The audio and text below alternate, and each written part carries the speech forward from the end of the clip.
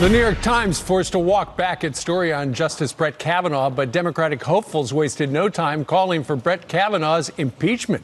So will any of them change their tune now? Here to weigh in, Senate Judiciary Committee member Ted Cruz joining us from our nation's capital, where I understand you were actually part of roasting Ben Shapiro for Commentary Magazine.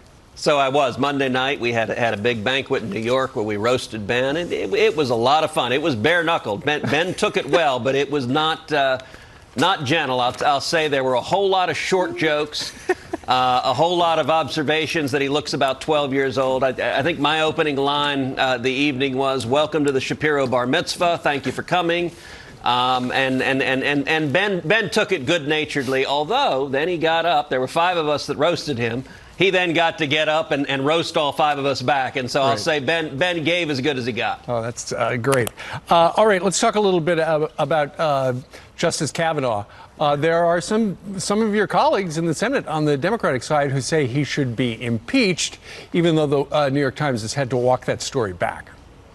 Well, look, for the presidential candidates, it's all politics and their base is angry. But there's something bigger going on. This is about trying to intimidate the court. This is about sending a message not just to Brett Kavanaugh, but to John Roberts, that the New York Times and the left and the 2020 Democrats, they believe if they attack the court, if they go right at the independence of the court, that they can change the rulings and cause the justices not to follow the law. You know, this New York Times story, even for the New York Times, was ridiculous. At the end of the day, the story is, well, some guy said some other guy said something happened. Right. And then we discover, number one, Max Stier, who's the alleged witness, actually didn't talk to the reporters at all. Right. So the guy they based the whole story on never talked to them. But number two, they then issue this correction that's rather stunning. Oh, by the way, the woman who is the alleged victim didn't talk to us. Right. And tells her friend she doesn't remember this at all. So in other words, the alleged victim isn't alleging anything. And here's the point. The New York Times, they knew what they were doing. This was not accidental, although I have to say it was fairly hysterical watching the reporters on TV blaming the editor. Oh, it's the editor's fault. If you did this on a high school paper, if you were a freshman in high school and you submitted this story, you'd get an F. It's like you write a story accusing someone of murder, and then you have a correction at the end and say, right, oh, by the way, the guy we said was murdered is still alive, doing fine, and said nothing happened. Yeah. I mean, that...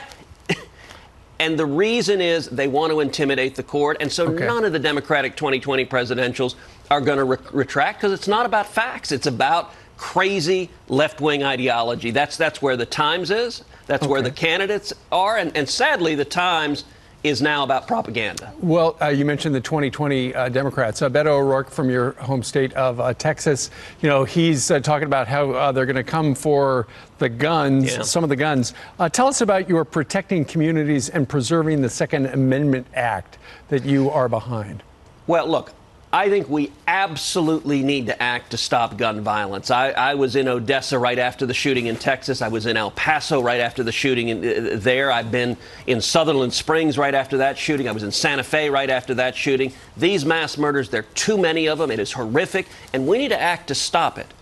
But the question is, what is effective to stop mass murders? What the Democrats are pushing is a gun control agenda, and their real objective we saw on that debate stage. 3 of the 10 Democrats on that debate stage are actively advocating federal gun confiscation, the federal government forcibly taking your firearms. That's their agenda.